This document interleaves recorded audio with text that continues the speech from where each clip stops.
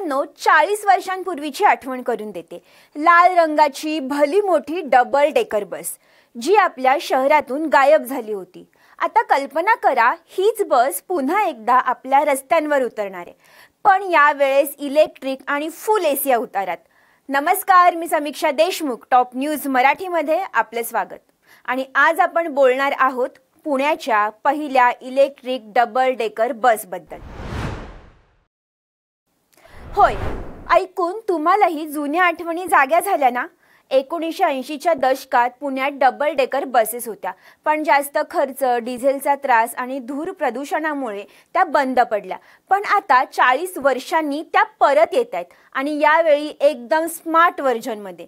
या बसेसमध्ये एका वेळी 100 पेक्षा जास्त प्रवासी प्रवास करू शकतात। 70 जण आरामात बसून तर 40 जण उभं राहून प्रवास करू शकतात।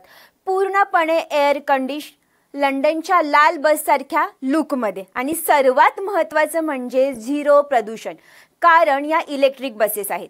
मुंबईत या बसेस आधीच धावतात आणि तिथे लोक त्यांना खूप पसंती देत आहेत।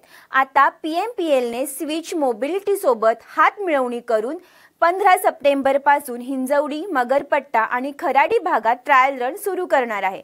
किंमत आहे तब्बल 2 कोटी रुपये। पण इतक्या मोठ्या प्रमाणावर प्रवाशांची वाहतूक एका बसमध्ये शक्य होणार असल्याने हे इन्व्हेस्टमेंट फायदेशीर तर ठरणारच आहे।